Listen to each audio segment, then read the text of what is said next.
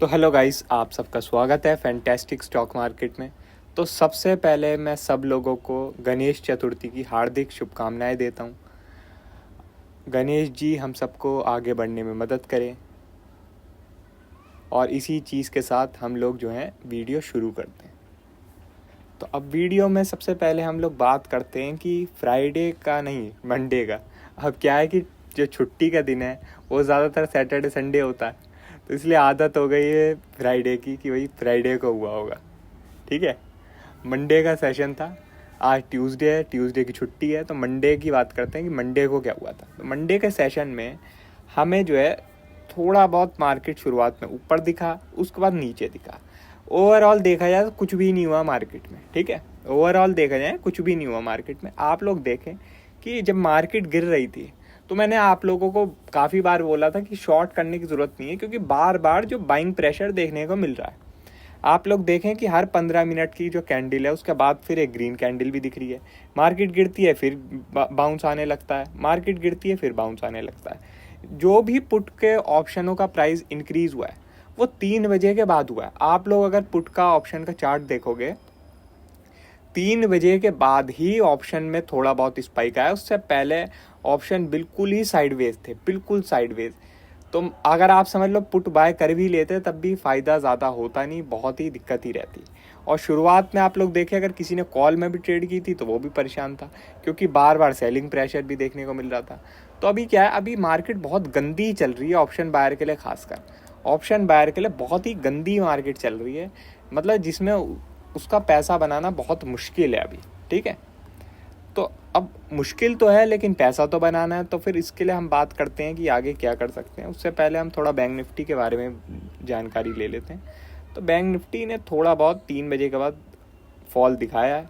इसकी वजह से आप लोग देखेंगे कि जो बैंक निफ्टी के पुट ऑप्शन थे वो ज़्यादा स्पाइक किए निफ्टी से 3 बजे के बाद।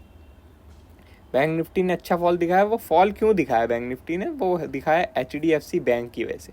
अगर आप लोग देखें HDFC बैंक 2% गिरा है, 2%, जो कि बहुत होता है, बहुत होता है। ठीक है, अगर हम HDFC बैंक की कैंडल देखते हैं तो हम लोग देखेंगे एक बहुत ही बड़ी रेड कैंडल देखने को मिल रही है। मगर एक चीज़ अगर आप लोग देखें, एक चीज़ देखें तो ये 200 डेज मूविंग एवरेज के पास आ गया है। ठीक है, अब 200 डेज मूविंग एवरेज क्या है कि उसे ब्रेक करना इतना इजी नहीं रहता। तो अगर HDFC बैंक थोड़ा सा नीचे भी खुलता है, जैसे कि हमें गिफ्ट निफ्टी से दिख रहा है कि गैप डाउन हो सकता है, तो थोड़ा सा अगर ये भी नीचे खुलता है तो हो सकता है रिकवरी आए।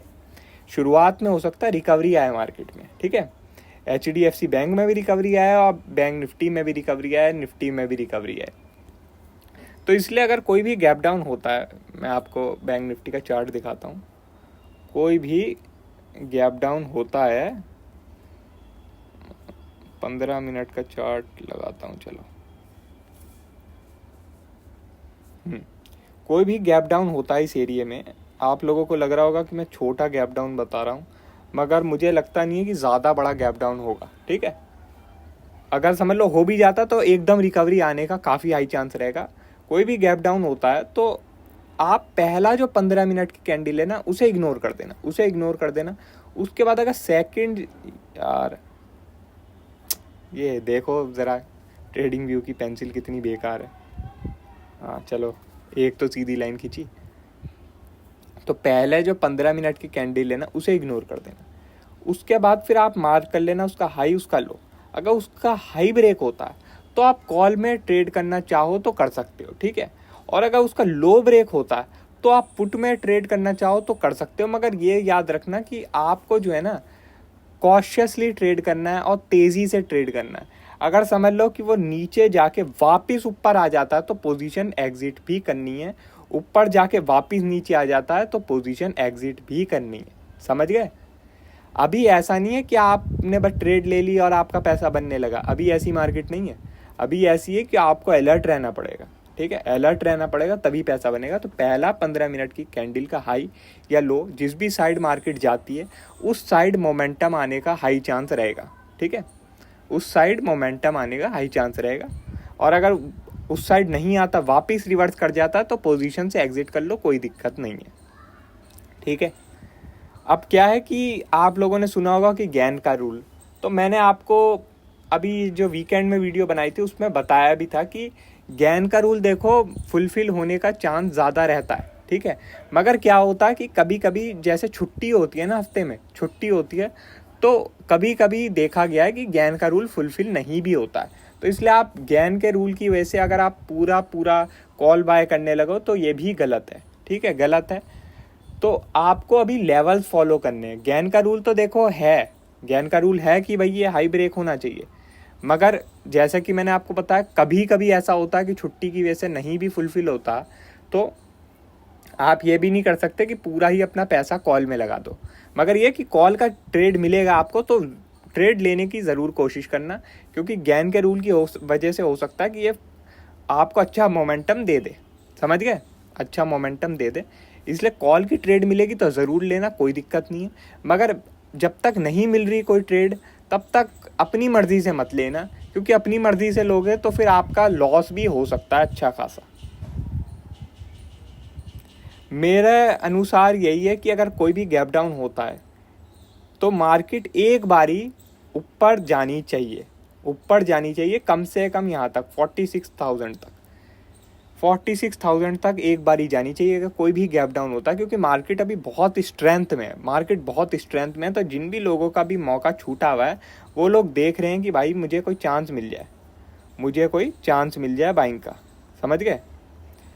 तो और अगर आप अभी की कैंडलस्टिक पैटर्न देखेंगे तो वो भी अभी जो है ना वीक नहीं है, बिल्कुल भी वो भी वीक नहीं है अभी।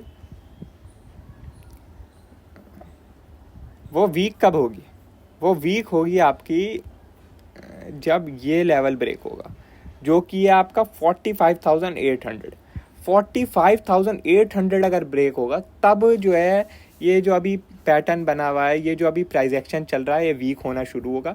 उससे पहले बिल्कुल भी वीकनेस नहीं है, उससे पहले कहीं से भी यहाँ से बाउंस बैक आ सकता है और ये जो हाई है ब्रेक हो सकता है, समझ गए आप लोग।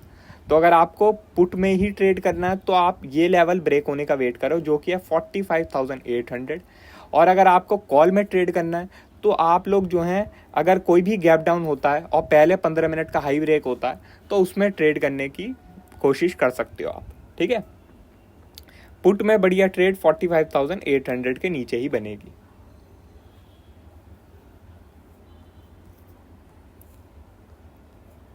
अब हम लोग निफ्टी की बात कर लेते हैं। अगर आप लोग एक चीज़ देखें कि मंडे के दिन मार्केट गिरी लेकिन विक्स फ्लैट रही, विक्स फ्लैट रही, विक्स ने कोई भी सपोर्ट नहीं दिखाया, ठीक है। तो इस चीज़ से हम क्या समझे, इससे हम यही समझ रहे हैं कि अभी अगर जो भी सेलिंग प्रेशर आया भी है तो उसमें दम नहीं है। उसमें दम कब पता लगेगा, जब विक्स आपका ऊपर जाएगा। विक्स जब तक ऊपर नहीं जाएगा सेलिंग प्रेशर में दम नहीं होता, ये याद रखना, ठीक है। और अगर मार्केट को ऊपर ही जाना होता तो विक्स अच्छी खासी नीचे गिरती है। आप लोगों ने देखा होगा बहुत टाइम से विक्स गिर रही है और आपने देखा कि अब मार्केट ऑल टाइम हाई पे ट्रेड कर रही है। तो विक्स का अच्छा खासा इंडिकेशन मिलता है मार्केट के ओवरऑल ट्रेंड के लिए, तो इसलिए विक्स को हमेशा फॉलो किया करो। अब निफ्टी की बात करते हैं हम। तो निफ्टी में ये जो पैटर्न है ये वीक कब होगा, ये वीक होगा जब ये लो ब्रेक होगा, जो कि ये आपका 20,056, 20,056। जब तक ये ब्रेक नहीं हो रहा तब तक यहाँ से कहीं से भी वापस बाउंस बैक होके ये हाई ब्रेक हो सकता है। तो अगर आपको कॉल साइड ट्रेड करनी है तो आप इस एरिया में बाइंग का ट्राई कर सकते हो।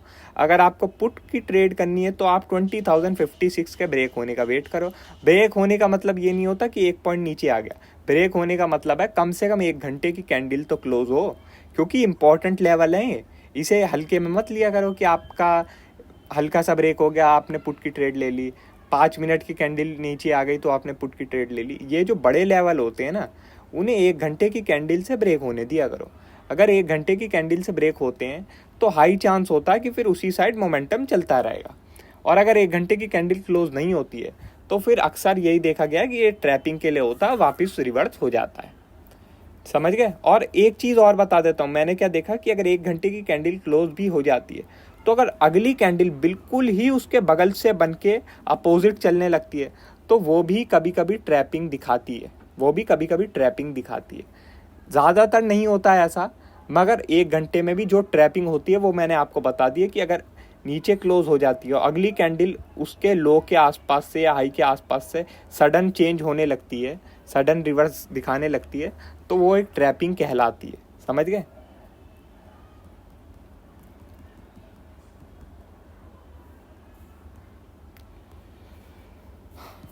तो अभी अगर हम SGX देखें, मतलब गिफ्ट निफ्टी देखें, तो वो आपको दिखा रहा है कि लगभग 70 पॉइंट डाउन है। ठीक है, 70 पॉइंट डाउन है। और US फ्यूचर आपका भी पॉजिटिव है। US मार्केट कल फ्लैट बंद हुई थी और जो डॉलर है वो भी फ्लैट है, उसने भी कुछ किया नहीं है। बाकी हम यूरोप को देखें तो यूरोप ने भी ज़्यादा कुछ किया नहीं है। रुपए ज़रूर कमज़ोर हुआ है थोड़ा, 83.2 पे आया, जो कि अच्छा साइन नहीं है। बाकी और देखें कुछ, बाकी तो ऐसा कुछ देखने को मिल नहीं रहा है।